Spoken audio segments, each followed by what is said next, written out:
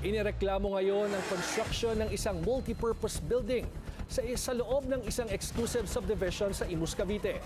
Tanong ng complainant, bakit may DPWH project sa loob ng isang private village? Ang detalye sa exclusive Agenda Weekend Report ni Ian Maghanod.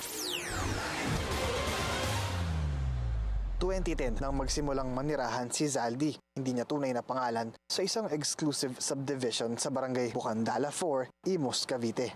Kwento ni Zaldi sa Billionario News Channel, pinili ng kanyang pamilya ang manirahan dito para sa kanilang seguridad at peace of mind. Sa tagal ng kanyang paninirahan dito, tila ipinagtataka raw niya ang biglang pagsulpot ng itinatayong multipurpose building malapit sa kanilang bahay. Ang construction nito ay patuloy na isinasagawa sa ilalim ng inisyatiba ng Department of Public Works and Highways sa ilalim ng kontratistang Omnicon Builders. May budget itong nagkakahalaga ng 6.9 million pesos na siyang sinimulang itayo noong 2024. Bagay na formal na idinulog ni Zaldi sa LGU para sa karampatang aksyon. Ang tanong ng complainant, paanong nangyaring may construction ng public works project sa loob ng isang private village? Nagtataka lang din po ako kung bakit mayroon isang national project sa loob ng isang pribado pang subdivision na hindi pa na-turn over sa LGU at hindi pa rin nadodonate itong lugar ng subdivision na ito. Kontrolado po pa ito ng developer.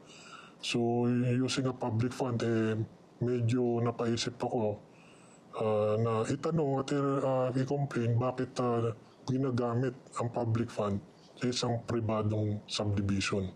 Pero imbis na maresolba ang problema, ilagpaan niya ang lokal na pamahalaan sa issue. Alinsunod sa Local Government Code, kailangan daw kasi ng koordinasyon ng LGU sa anumang national projects na ipatutupad sa loob ng nasasakupan ng lokal na pamahalaan.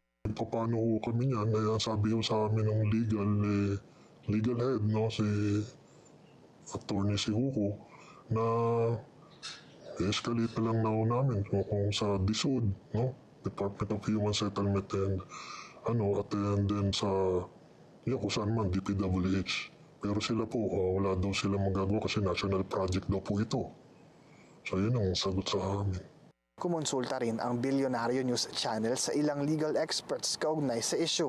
Ayon sa isang abogadong aming nilapitan, hindi umano dapat nagpapagawa ng isang proyekto ang DPWH sa loob ng isang private property dahil for public purposes daw ang isang DPWH project. Sinadya ng aming team ang inirereklamong construction site.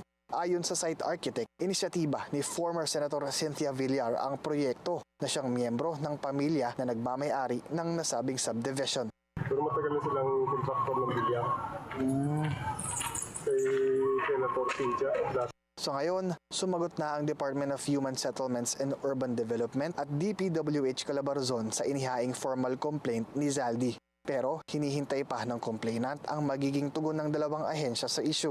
Sinisikap pa ng Billionario News Channel na kunin ang panig ni Villar maging ng Imus LGU ukol sa reklamo. Umaasa naman si Zaldi sa investigasyong ipatutupad kaugnay sa kanyang inihaing reklamo.